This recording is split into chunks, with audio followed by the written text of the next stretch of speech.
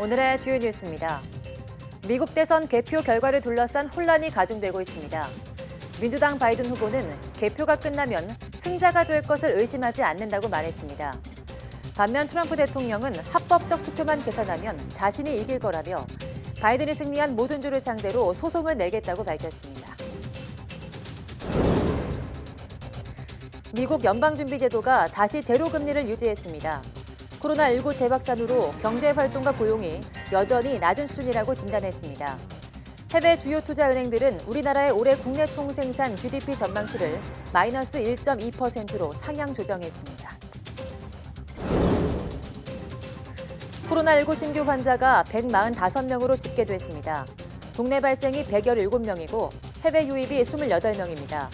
국내 발생 가운데 수도권이 72명이고 천안 콜센터 집단 감염이 확산하고 있는 충남에서도 25명이 발생했습니다. 유럽의 코로나19 확산이 속도를 내는 가운데 스위스의 누적 환자가 20만 명을 넘었습니다. 그리스는 3주 동안 외부 활동을 제한하는 봉쇄 조치에 들어갔습니다. 중국은 신규 감염자가 급증하고 있는 영국과 벨기에, 인도 등 6개국에 대해서 입국 금지 조치를 내렸습니다.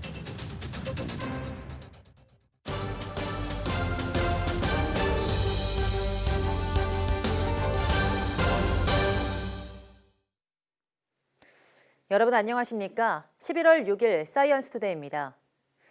조 바이든 미국 민주당 대선 후보는 막바지 개표가 진행 중인 가운데 개표가 끝나면 자신이 곧 승자가 될 거라고 본다고 말했습니다. 바이든 후보는 현지 시간 5일 생중계된 연설을 통해서 개표가 끝나면 나와 카멀라 해리스가 승자로 선언될 것이라는 걸 의심하지 않는다면서 모두가 침착하기를 부탁드린다고 말했습니다. 바이든 후보는 우리가 서 있는 곳에 대해서 계속해서 아주 좋게 느끼고 있다면서 낙관적 전망을 강조했습니다. 트럼프 대통령은 긴급 기자회견을 열고 이번 대선은 부정선거였다고 주장했습니다. 그러면서 여러 주에 제기한 개표 관련 소송을 대법원으로 가져가겠다는 뜻을 밝혔습니다. 트럼프 대통령은 오늘 오전 백악관에서 긴급 기자회견을 열고 이같이 밝혔습니다. 이어 이번 선거는 합법적 투표만 계산하면 자신이 쉽게 이긴 선거였는데 부정선거로 볼 여러 상황이 발견돼 문제라고 지적했습니다. 트럼프 대통령은 그 근거로 우편투표 개표 과정에서 본인 서명을 확인하는 절차가 확실히 지켜지지 않은 점, 참관인 없이 개표가 진행되거나 참관인들이 개표 과정을 보지 못하게 한 점 등을 들었습니다. 이와 함께 부정부패가 이번 선거 결과를 훔쳐가지 않도록 해야 한다며 선거 과정이 대법원에서 끝낼 수 있다고 말해 최종적으로 법원의 판단을 받겠다는 입장을 밝혔습니다. 바이든 후보가 선거인단 270명을 확보하더라도 불복하겠다는 의사를 밝힌 것으로 분석됩니다. 미국 대선 개표와 관련해 도널드 트럼프 대통령의 대선 캠프가 미시간주 개표를 중단해달라고 한 소송에서 1심에서 기각됐습니다. 현지 시각 5일 로이터 통신 등에 따르면 미시간주 1심 법원의 신시아 스티븐스 판사는 이날 심리를 진행해 트럼프 캠프가 전날 제기한 개표 중단 청구를 기각하는 구두 명령을 내렸습니다. 스티븐스 판사는 일단 이 같은 명령을 내리면서 6일 서면 판결을 내놓을 계획이라고 말했습니다. 트럼프 캠프는 전날 제기한 소송에서 민주당 측이 공화당 참관인에게 개표 과정을 숨기고 있다면서 투표 처리 과정의 접근권을 문제 삼았고 투명하게 개표를 확인할 수 있을 때까지 잠정적으로 개표를 중단할 것을 요구했습니다. 주 1심 법원은 캠프 측이 개표를 문제 삼으면서도 이미 개표가 한참 진행된 뒤 늦지막이 소송이 제기됐고 소송 대상도 잘못됐다는 판단을 내렸습니다. 미 대선 결과가 아직 확정되지 않은 가운데 뉴욕 증시는 대선 결과의 불확실성이 조만간 끝날 것이란 기대감에 크게 올랐습니다. 현지 시간 5일 뉴욕 증권거래소에서 다우지수는 1.95% 상승한 28,390.18에 거래를 마쳤습니다.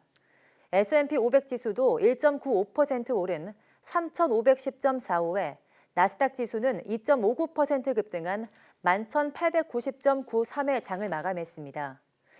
월스트리트 저널은 대선의 승자가 아직 확정되지 않았고 소송전의 불확실성도 적지 않은 상황이지만 바이든 후보가 백악관에 한 발 더 다가서면서 시장이 대선 결과의 불확실성이 조만간 끝날 거란 기대를 표하고 있다고 분석했습니다. 네, 미국 대선이 혼란을 겪고 있지만 바이든 후보에게 유리한 상황이 돼가면서 중국의 반응도 조금 부드러워졌습니다. 하지만 미중 관계가 갑자기 개선되기는 힘들 거란 전망도 여전합니다.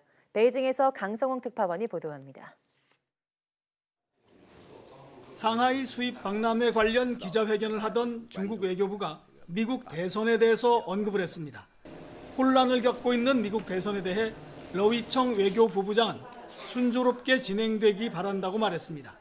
结果尚没有确定，我们希望呢这次大选能够平稳顺利的举行。 미중 간의 입장차가 존재하지만 광범위한 공동 이익이 있고 협력할 공간이 넓다는 말도 꺼냈습니다. 주권과 안전 그리고 발전 이익의 수호를 강조했던 대선 직전의 입장과 비교해 조금 부드러워졌습니다. 还是要聚焦合作，我们有很多需要合作的地方，有分歧，但是要把它管控的分歧。 다소 원론적이기는 하지만 바이든 후보의 당선에 대비해 관계 개선에 신호를 보낸 걸로 이해됩니다. 민주당 정권이 들어서면 대중 정책과 진용을 새로 짜는 과정에서 여지가 생길 걸로 보는 겁니다. 그러나 바이든 후보가 집권을 해도 중국에 대한 압박과 봉쇄는 계속될 거라는 전망도 여전히 많습니다. 이번 선거에서도 미국인의 절반은 반중 성향의 트럼프 대통령 편이라는 게 확인됐습니다.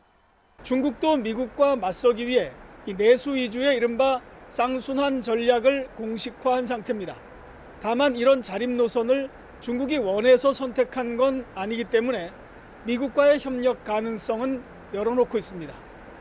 베이징에서 YTN 강성웅입니다.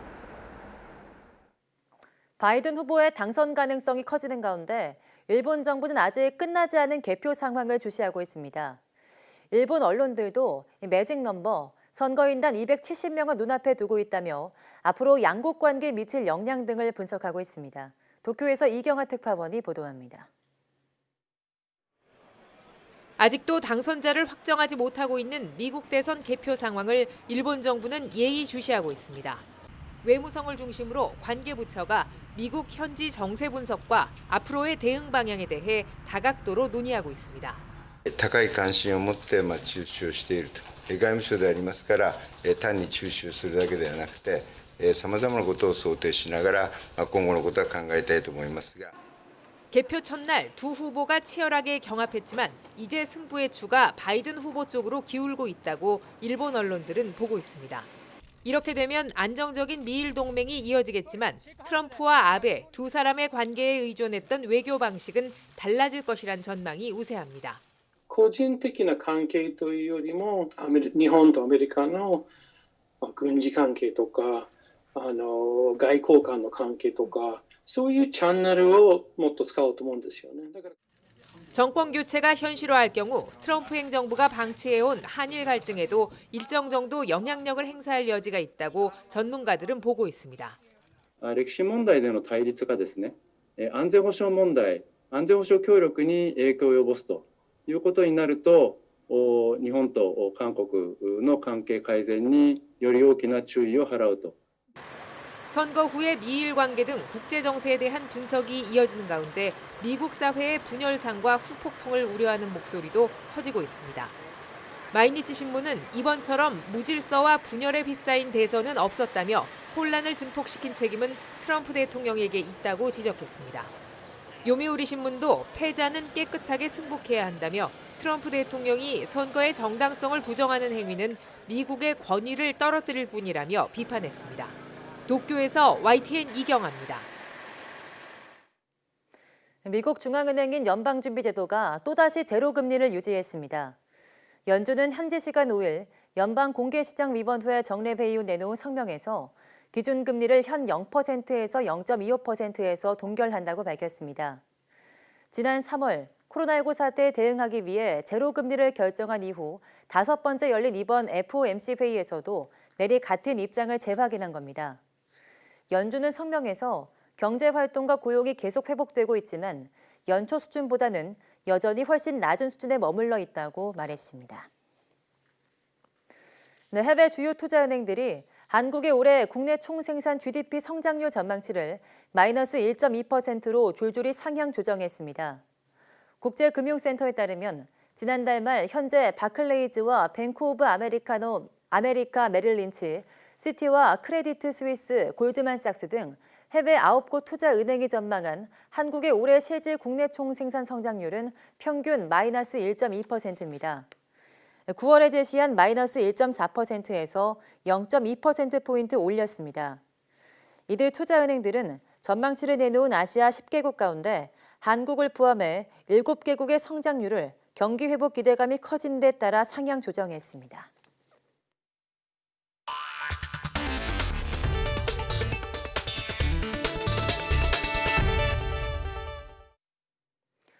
코로나19 신규 환자가 145명으로 사흘째 세 자릿수 증가세가 계속됐습니다.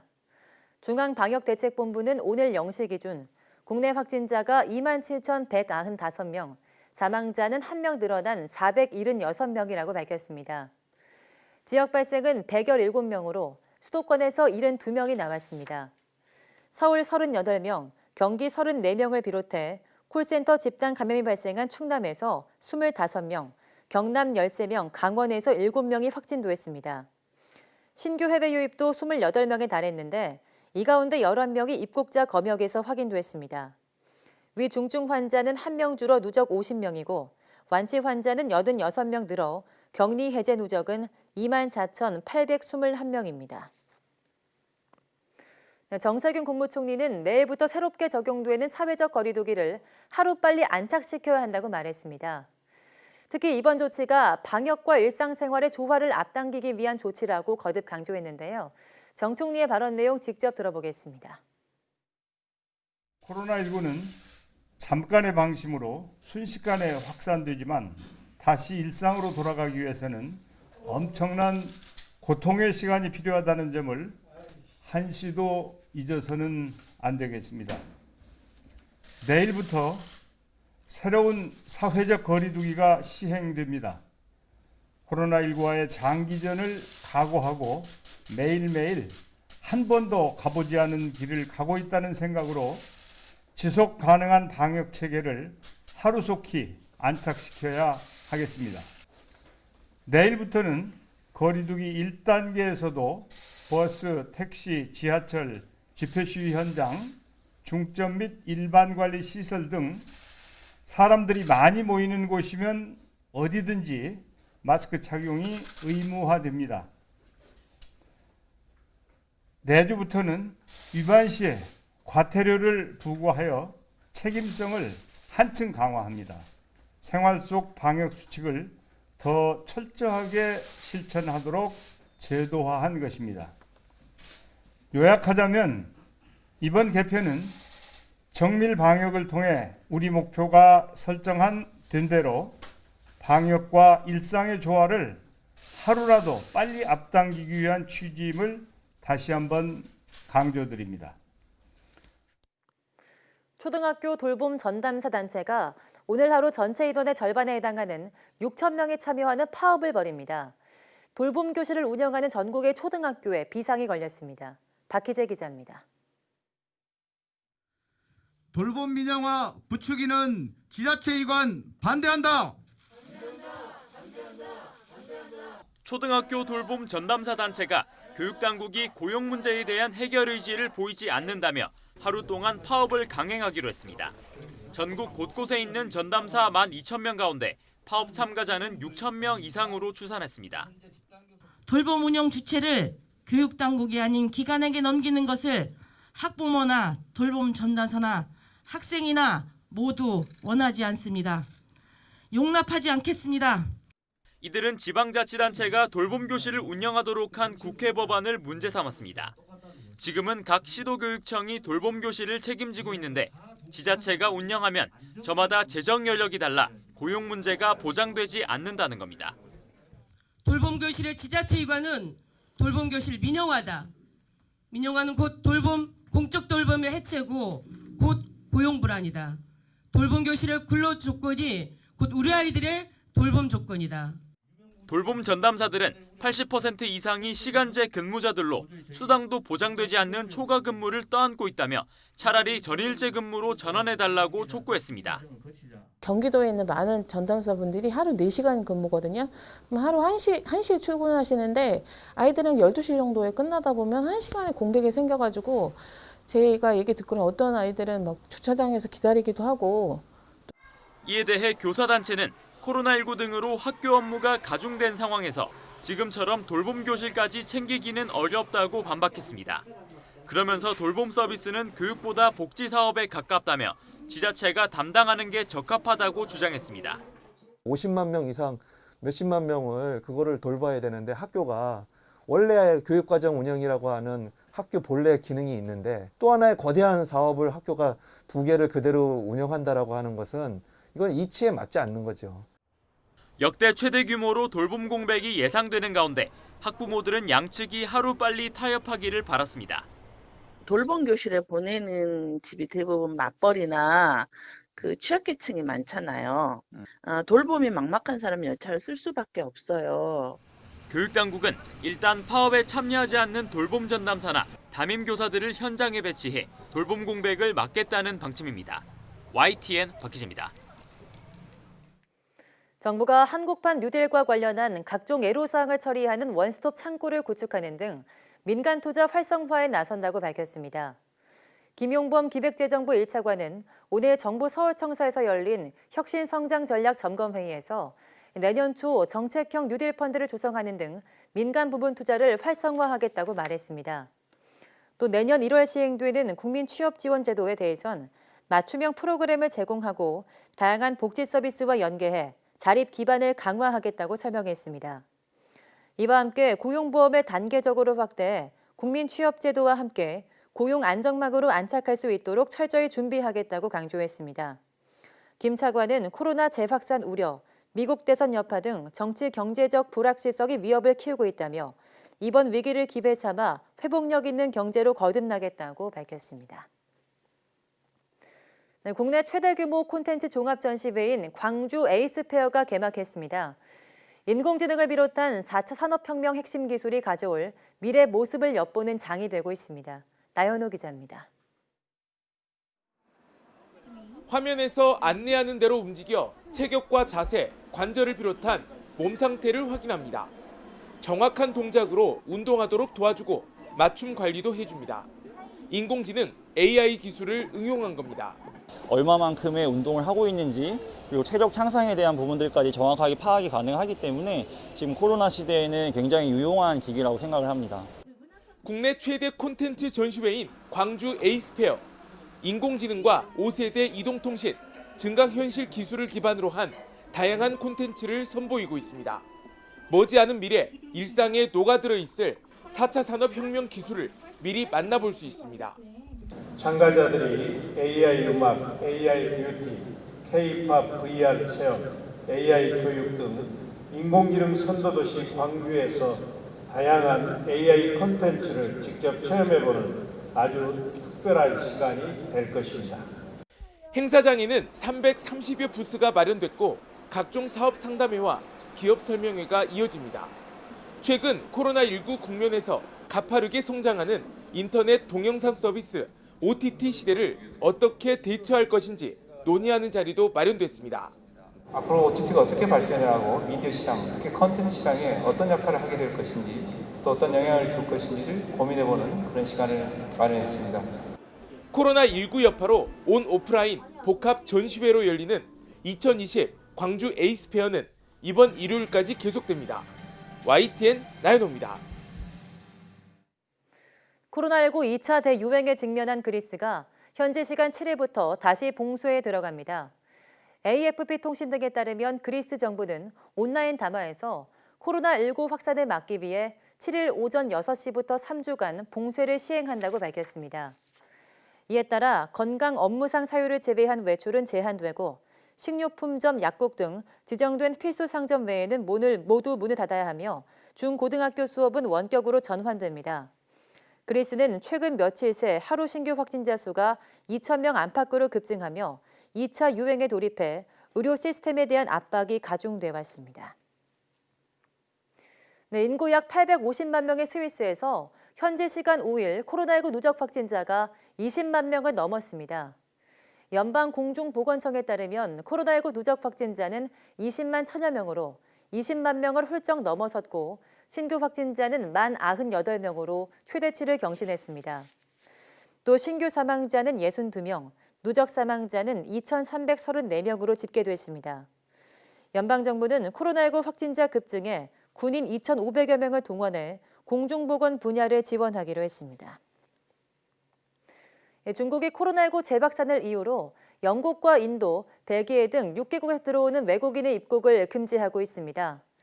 왕원빈 중국 외교부 대변인은 정례 브리핑에서 이번 조치는 코로나19 상황에 대응하기 위한 임시 성격이라면서 해당 국가의 중국 공관에서 분명하게 설명을 했다고 말했습니다. 왕원빈 대변인은 또 중국은 여러 국가의 상황에 따라 외국인의 입국 방식을 조정하고 있다면서 이것은 합리적이고 국제관리에 부합하는 조치라고 주장했습니다.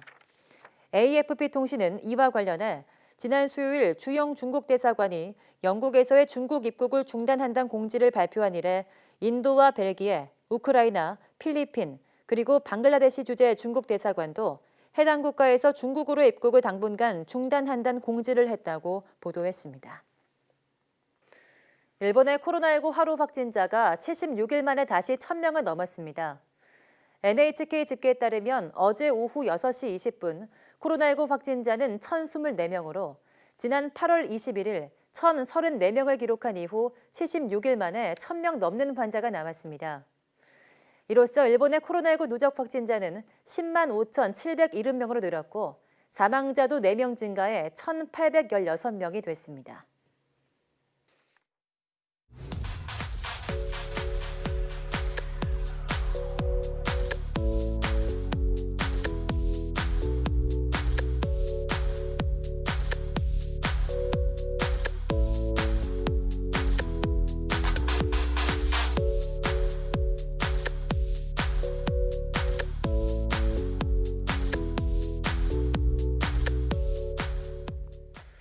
네, 주말인 내일은 겨울로 접어드는 절기 입동입니다.